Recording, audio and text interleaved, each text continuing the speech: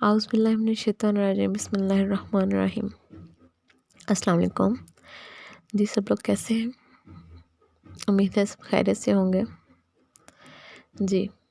आज की मेरी वीडियो जो है जिस टॉपिक पे है वो है माँ यानी बहिशत। एक ऐसे इंसान की रौदाद जिसको अपनी माँ से नफ़रत थी। आप भी सोच रहे होंगे कि माँ से नफ़रत, किसी इंसान को माँ से नफ़रत कैसे हो सकती है, लेकिन वो इंसान ऐसा ही था। उसी इंसान की ज़ुबानी सुनते हैं उसकी ज़िंदगी की कहानी। अर्ज़ करते हैं कि कुछ याद नहीं मुझे अपनी माँ से नफ़रत कब हुई। ग़ालिबन मैं इस वक्त 13 वर्ष का था और 8वीं जमात में पढ़ता था। मैं हर वक्त किसी न किसी ज़हनी इंतशार में मुब्तला रहता था। मेरी क्लास के बच्चे जो बड़े खाते पीते घरानों से ताल्लुक़ रखते थे, नित नई चीज़ें स्कूल लाया करते थे। इन्हीं में से एक बच्चा हर साल गर्मी की छुट्टियों में अपने वालिदैन के हमरा अमेरिका जाया करता था और वापसी पर बहुत सी किताबें और रसाइल अपने साथ लाया करता था। फिर सारा साल वो किताबें और रसाइल हमारी क्लास में गर्दिश करते रहते। यूँ तो मैं अपनी क्लास का बड़ा चुपचाप और रूठा हुआ बच्चा था, हर एक से खफा, हर एक से अलग, मगर किसी तरह ये किताबें और रसाले मुझ तक भी आ पहुँचते। मेरी माँ की बुरी आदतों में से एक आदत ये भी थी कि वो हमेशा मेरे कमरे में बेवक्त और अचानक आती थी। यूँ देखने में इसने मुझे एक बहुत ही खूबसूरत कमरा दे रखा था जिसमें ज़िंदगी की सारी आसाइशें थीं, मगर मुझे कभी कभी इस कमरे में अपना दम घुटता हुआ महसूस होता था। एंड इस वक्त जब सारी दुनिया ख्वाब खरगोश के मज़े लूटती, घर में सन्नाटा छाया होता। घर में सन्नाटा छा जाता, कदमों की आहटें सो जाती और माँ मुझे शब्बा घर कहकर अपने कमरे में चली जाती, तो फिर मैं सरहाने के नीचे हाथ डालकर अपने दोस्त की इनायत करदा किताब निकालता और वर्क गर्दानी शुरू कर देता। वो ऐसी किताबें मेरी समझ में नहीं आती थी, मगर मुझे इन्हें पढ़ने में बहुत मज़ा आता था। जब मैं इस दगराग की नदी में कंधों तक डूब जाता तो न जाने किस वक्त मेरी माँ मेरे कमरे में आ जाती और मेरे सर पर आकर खड़ी हो जाती। मैं जो खौफज़दा सा इसकी तरफ देखता तो वो बड़े रसान से मुस्कुरा देती और हाथ बढ़ाकर मेरे हाथ से किताब ले लेती। इस वक्त मेरे दिल में भूचाल आ जाता और जिस्म का सारा लहू उबलने लगता। मैं खौफ के मारे दम साध लेता कि बस अभी फटकार पड़ी कि पड़ी, मगर मेरी माँ चुपचाप किताब की वर्क गर्दानी करती रहती। मैं अपने आप को इस किस्म के सिक्का बंद फ़िक्रे सुनने के लिए तैयार करता रहता। शर्म करो, ये किताबें तुम्हारे पढ़ने की हैं, ज़लील कुत्ते, तो ऐसी किताबें पढ़ता है? क्या मैंने तुम्हारी ऐसी ही तरबियत की है? या खबरदार जो इस किस्म की वाहियात और फजूल किताबें पढ़ने की कोशिश की, मैं तुम्हारी जान निकाल लूँगी। जिस तरह दूसरे बच्चों की माएँ आए दिन इन्हें धमकाती और मारती रहती थी और बच्चे स्कूल में आकर तरह तरह की बातें बताया करते थे, मेरी माँ न बड़ी सुकून से किताब की गर्दानी करके इसे बंद कर देती और फिर हाथ बढ़ा के यही किताब मेरे ही सरहाने के नीचे रख देती और बड़ी मोहब्बत से कहती, अच्छू के बच्चे, सुबह स्कूल जाना है कि नहीं? 12 बज गए और अभी तक पढ़ रहे हो, और अगर सुबह तुम्हारी आँख ना खुली तो मैं चीखूँगी, चिल्लाऊँगी और तुम्हें बुरा लगेगा। फिर अपने लहजे को और भी मीठा बना लेती और हंस कर कहती, सुबह सुबह चिल्लाना मुझे अच्छा नहीं लगता बेटा। अगर मैं अपनी सुबह चीखने और चिल्लाने से शुरू करूं तो सारा दिन ही बहुत भारी लगता है, और फिर सारा दिन मुझे यही कलक होता रहता है कि मैंने अपने बेटे को डांट कर स्कूल भेजा था। कोई माँ अपने बच्चे को डांट डपट के स्कूल नहीं भेजना चाहती। ये कहकर वो झुक के मेरी पेशानी चूम लेती और फिर कहती, जिस सुबह छुट्टी हो इस रात को खूब किताबें पढ़ा करो, चाहे सारी रात जाग लिया करो, मैं कुछ भी ना कहूँगी।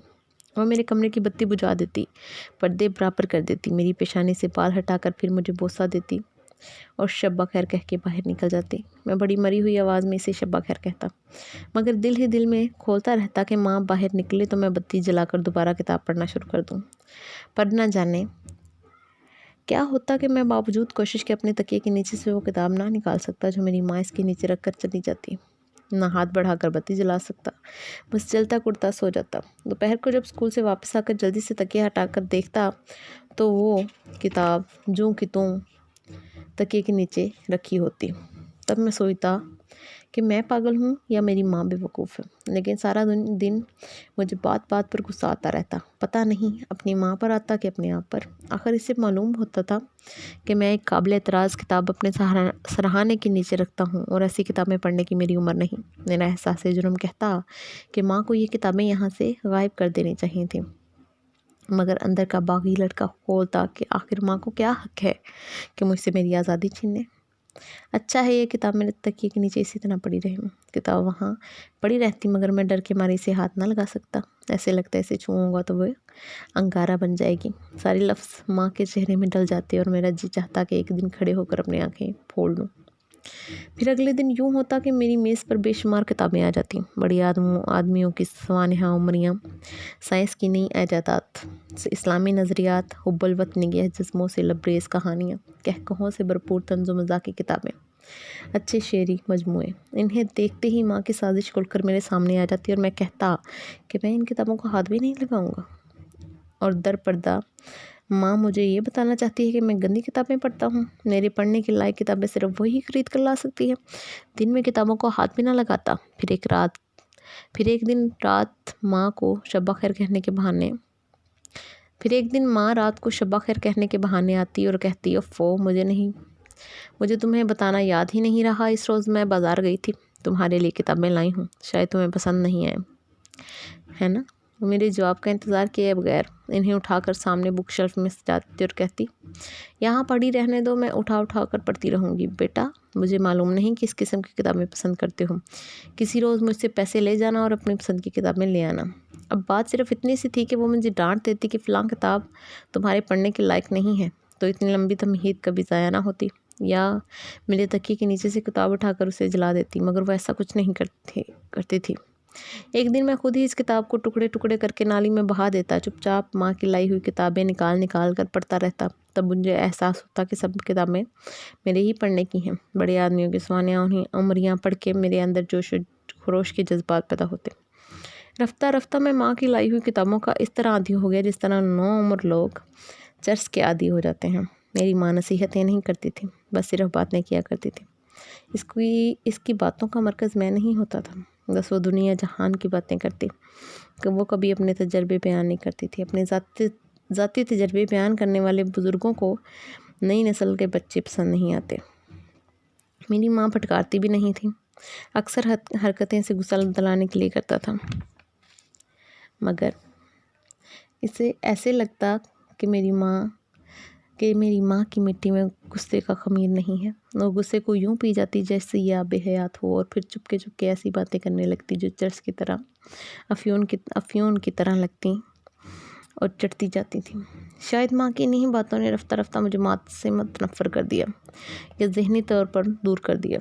ये ज़रूर है कि मेरी माँ मेरी बड़ी अच्छी कफ़ालत कर रही थी, बल्कि जब से डैडी की वफ़ात हुई थी वो सर्विस कर रही थी। मेरी माँ ने मुझसे कभी नहीं कहा, देखो मैं तुम्हारे नाज उठाने के लिए मुलाजमत करती हूँ, बल्कि अगर कोई इसकी करीबी रिश्तेदारी या सहेली अजीज़ आकर बड़ी हमदर्दी से इसके कंधे पर हाथ रखकर कहती, साबरा तो कितनी जफाकशी कर रही है कि इस एक बच्चे की खातिर दुनिया की खुशियों से मरहूम मुँह मोड़ रखा है, तरह तरह के काम करके इसकी हर ख्वाहिश पूरी करती है। पता नहीं ये बच्चा बड़ा होकर तेरा बनेगा या नहीं। तो मेरी माँ के माथे पर बल पड़ जाते। वो तैश से यूं बल खाती जैसे इसके पाँव पर बिच्छू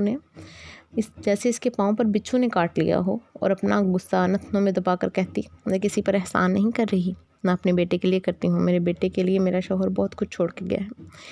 मैं ठंडी आहें भर के बेमकसद ज़िंदगी नहीं गुजारना चाहती। मैं भरपूर ज़िंदगी की कायल हूँ। अपनी ज़िंदगी आप जीना चाहती हूँ। इस वक्त मैं घड़ी भर को अपनी माँ की तरफ देखता तो जैसे सारा ज़माना इसकी आंखों में ठहर जाता। मुझे माँ बहुत बड़ी, बहुत मज़बूत और बहुत ऊंची दिखाई देती। मज़बूत माएँ कमज़ोर बच्चों को बुरी लगती हैं। मैं बैक वक्त 2 किस्म के एहसासात से दो चार हो जाता। मेरी माँ कितनी अजीम है, मुझे पाल रही है, या मेरी माँ मुझ पर एहसान करके मुझे ख़रीदना चाह रही है। औलाद माँ बाप को किसी भी जज्बे के एवज़ ख़रीद लेती है, लेकिन माँ बाप औलाद को कभी नहीं खरीद सकते। ये अनमोल दौलत हर वक्त अपनी कीमत चुकाती रहती है। जब कभी मैं अपनी माँ के सभी चेहरे पर थकन की गिठाएं देखता या इसे कभी कराहते हुए सुन लेता तो इसके पास जा बैठता और चाहता कि इसकी ढारस बंधवाऊँ, इससे हमदर्दी जताऊँ, मोहब्बत भरे लहजे में से कहूँ, माँ तो कितना थक जाती है, किस कदर काम करती है, क्यों अपना आप हल्का करती है। अभी मैं कुछ भी ना कह पाता कि माँ अपनी सारी थकावट और मुर्दा दिली का लबादा चाक करके मुस्कुरा पड़ती और एकदम कहती, क्या बात है अज्जू, आज तुम बहुत चुप चुप और थके हुए नज़र आ रहे हो। मुझे इसी वक्त अपनी माँ पर गुस्सा आने लग जाता। मेरा फ़िक्रा मुझसे छीन कर माँ बहादुर बनने की कोशिश करती। हालांकि जिस माँ का एक बेटा हो इसे खुद बहादुर बनने की क्या ज़रूरत है। एक दिन मैंने खाना इसलिए ही नहीं खाया कि सालन में नौकरानी ने सब धनिया ढाल दिया था और सब धनिया मुझे बहुत बुरा लगता था। मैं मुँह फुलाए बैठा था कि मेरी माँ आ गई। मैंने ज़ोर से प्लेट दूर फेंकी और इसे साफ बता दिया कि मैं धनिया वाला सालन हरगिज़ नहीं खाऊंगा।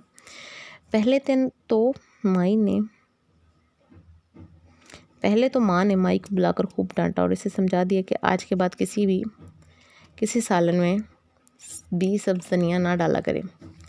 फिर साफ प्लेट लेकर मेरे पास आ बैठी और कहने लगी, अगर तुम कहो तो अभी दूसरा सालन बना के ला दूँ, वरना धनिया की पत्तियाँ चुन के निकाल देती हूँ और इसी सालन के साथ तुम रोटी खा लो। वो पत्तियाँ चुन चुन के एक प्लेट में अलग रखती रही। धीरे धीरे अपनी आदत के मुताबिक बातें भी करती रही।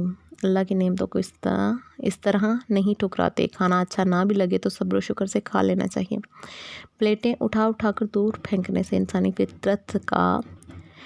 फितरत का घटियापन नुमायाँ होता है। खाने के साथ ये बर्ताव नहीं करना चाहिए। अल्लाह को खाने पीने की चीज़ों के साथ ये बर्ताव पसंद नहीं है।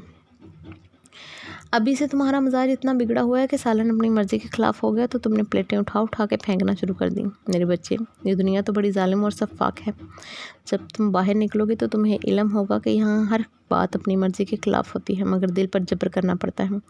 सारी दुनिया का रवैया अपनी माँ जैसा नहीं होता और सारी दुनिया के मुँह पर प्लेटें उठा के नहीं मारी जा सकती। अपने ऊपर जब्त करना सीखो। मर्जी के खिलाफ कुछ हो जाए तो इसे कबूल करना सीखो। और तुम तो इतने समझदार बच्चे हो मेरे चांद। पता नहीं तुमने दुनिया में कितने बड़े बड़े काम करने हैं। खुदा जाने खुदाई के लिए क्या क्या करोगे। बड़े बड़े काम करने वाले बच्चे अपनी छोटी छोटी कमज़ोरियाँ नहीं बताया करते। कितनी मामूली बात को अपने मिजाज पर चढ़ा रहे हो। धनिया कितनी छोटी सी चीज़ है जिसके आगे अपने आप को बेबस बनाए बैठे हो। हालांकि तुमने कल बड़े बड़े फैसले करने। मर्द को पसंद और नापसंद से बालातर हो जाना चाहिए। नखरे करना तो औरतों का काम है।